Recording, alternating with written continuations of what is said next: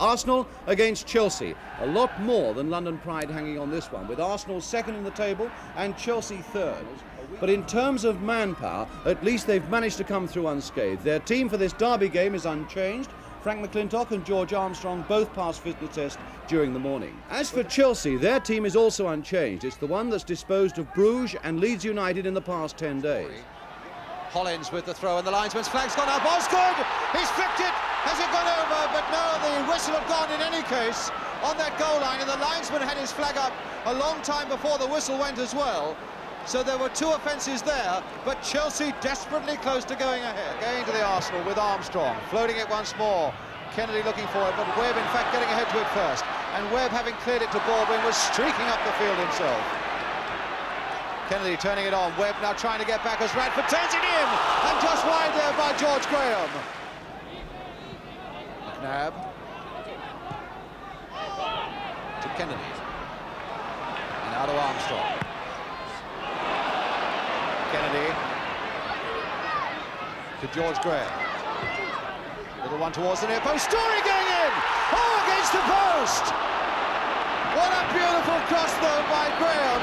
And Story, of all people, popping up in that 6-yard area. There he is, to nod it against the far post. And now doing destroying work at the back for the Arsenal. But still Chelsea with Houseman. And Wilson getting that one at the near post. Charlie Cook with the corner, though. Dempsey and Osgood. Dempsey getting ahead to it, and Baldwin to flick it in. But in fact, the whistle had gone, because Dempsey was levering himself up onto the shoulders of an Arsenal defender. Tremendous crowd, and obviously any vantage point at Highbury this afternoon is a very good one indeed. Hudson and McClintock. Charlie George again bursting in on the scene there, and McCready going with it, but he still found Radford, and now George Graham. Armstrong coming in on it. Beautifully played there by Armstrong. Oh, and a dummy there, let's Kennedy in! Oh, a fine goal by Kennedy!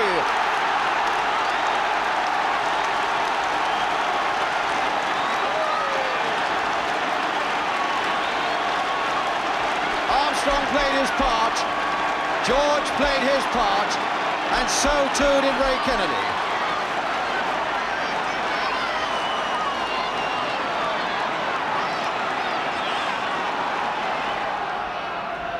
And Rice with the free kick towards the far post there. Radford with his head just over. And Hollins now to drive the free kick. Dempsey looking to get underneath it, but it's Hudson. Told to float it back again. This time Simpson was up there, and Cook, and only just over. Arsenal's throw. George Graham, faced by Hollins. George Graham again, in very quickly. My goodness, there wasn't much to spare with that. Hudson again. McCready's gone down the left for him. Chelsea coming forward now in a fair bit of strength, but being pushed back once more. And now George to fasten on this one to show his speed.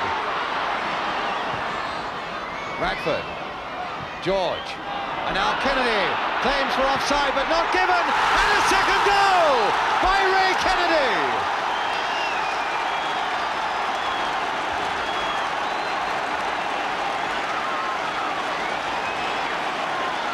George absolutely delighted, and as that one came across, Chelsea was standing still, and Kennedy controlled it beautifully to hammer that ball low past Phillips to put Arsenal 2-0 ahead.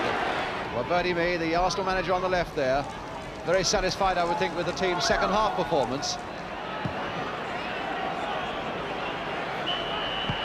And there goes the final whistle, and Arsenal have won only one of the last 11 games at Highbury between these two clubs, have now laid that bogey with a victory with 2 goals here by the number 10 Ray Kennedy that keeps them still very much in the running for the championship. 2 goals to Kennedy and a victory for the Arsenal. The final score then at Highbury is Arsenal 2, Chelsea 0.